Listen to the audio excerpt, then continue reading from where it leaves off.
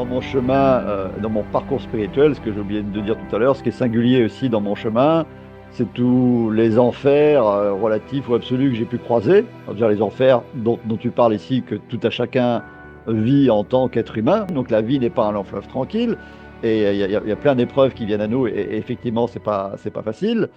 Mais ce que j'ai découvert moi, à travers les enfers de la vie quotidienne de chacun et les enfers spirituels que je me suis rajouté consciemment, inconsciemment, à travers le chamanisme ou à travers tout ce que j'ai vécu avec le gourou que j'ai croisé, c'est justement la suite un peu de la phrase de Gustave Thibon dont je parlais tout à l'heure, qui a aussi un vécu profond. Non seulement ce n'est pas la lumière qui nous manque, mais notre regard qui manque à la lumière, mais ce que j'ai vécu dans tous les tréfonds de mon être, même à travers les pires enfers que j'ai pu traverser, c'est une phrase, une vérité que je me suis offerte qui m'a dit, si tu poses l'intention de voir la lumière partout où elle est, tu la verras partout, même au cœur des pires enfers. Et même si pour ça, il faut attendre très longtemps pour voir cette lumière au cœur des pires enfers. Alors le paradoxe ultime ici, c'est que quand on est au cœur du pire enfer, on peut parfois miraculeusement remonter aussi haut dans la lumière qu'on a eu l'impression d'être bas dans les enfers. Ça peut se faire en un instant miraculeux. Ou alors ça peut mettre des heures interminables quand on est dans une expérience très lourde. Ça peut mettre des jours interminables, des mois interminables, des années interminables, même plusieurs vies. Ça peut même attendre, oui, plusieurs vies pour qu'on prenne conscience depuis les hauteurs de notre âme, peut-être entre deux vies, où on va voir, comme ce que voient les expérienceurs de mort imminente qui en témoignent, toutes les coulisses de notre vie, toute l'arrière-scène, tout le patchwork complet de la vie, toutes les interrelations, les interconnexions quasi quantiques et indicibles entre tout ce qu'on n'a pas compris. On pourrait même aller citer une phrase de la Bible qui nous dit, toi tu as compris parce que tu as vu, ça ok, tout le monde connaît, mais moi je prolonge toujours les grandes phrases des grands auteurs jusqu'à la Bible, et je vais jusqu'à dire, toi tu as cru parce que tu as compris. Mais heureux ceux qui ont cru sans avoir compris, c'est le propre même de la foi.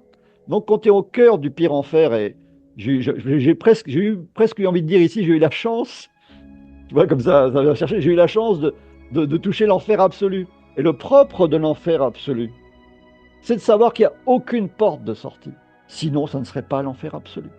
Mm, Et, mm, mm, et du bas de cet enfer absolu, quand on en sort quand même par le miracle de ce qui vient nous sauver à l'intérieur de soi, à l'extérieur de soi, on comprend avec suffisamment de hauteur et de recul, même s'il faut des dizaines d'années pour ça, comme il m'a fallu des dizaines d'années pour prendre toutes les leçons de sagesse du gourou que j'ai croisé tout à l'heure, comme il m'a fallu aussi de longues années pour reprendre des leçons de sagesse et d'amour du patron que j'ai croisé aussi, qui était un véritable grand pervers narcissique de mon point de vue, qui m'a fait vivre les pires enfers sur le plan professionnel. Et avec le recul et les hauteurs de mon âme et du point de vue que je m'offre à moi-même, on n'est pas obligé d'être d'accord, mais le point de vue que je m'offre à moi-même, c'est de voir qu'il y a toujours des leçons de sagesse et d'amour extraordinaires derrière chaque épreuve. Donc ça parle ou ça parle pas, on le met à la poubelle, on ne le met pas à la poubelle, mais en tout cas, moi, c'est la réalité que je me co-crée.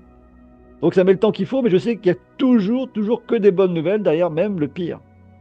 mm, Et mm. c'est ce dont Ça, d'ailleurs c'est... témoignent les expérienceurs de mort imminente. C'est ce qu'ils nous disent. C'est pour Oui, ça oui. que moi, que l'expérience de mort imminente, ça a toujours été ma boussole. Quand je Mm, me sens perdu, quand je sens que j'ai eu des moments où je perdais ma foi, que ça arrive tellement les épreuves parfois peuvent être dures, qu'on en perd sa foi, qu'on en perd sa joie, qu'on a envie de se foutre en l'air tellement c'est dur la vie, eh bien, c'est là où on peut crier à l'aide depuis l'espace de son mm, propre cœur, et puis tenter de poser l'intention de se recentrer sur ce qui nous fait le plus de bien. Ben, une des mm, choses, moi, qui m'inspire le plus, qui me fait le plus de bien, c'est les témoignages d'expérienceurs de mort imminente, mm. ou aussi des grands passages de conversation avec Dieu, et aussi, bien évidemment, ce que je reçois pour moi. Les messages parmi les plus puissants que j'ai pu recevoir de ma guidance spirituelle, c'est les pires moments de ma vie. Des moments où j'étais 7 ou 6 pieds sous terre, des moments où j'en pouvais plus, des moments où j'avais envie de tout laisser tomber, des moments où j'ai envie de me foutre une balle dans la tête. Et c'est ces moments-là aussi vers lesquels je vais vous amener quand vous allez mal, c'est d'arriver à vous connecter, même du tréfonds de vos enfers, à vous connecter à une voix avec un E, avec un X, qui peut vraiment venir non seulement vous parler, vous apaiser, vous caresser, vous embrasser, mais vous sauver jusqu'au miracle. C'est Mm. quand même un chemin qui, de mon point de vue, vaut le coup d'être pris, quoi.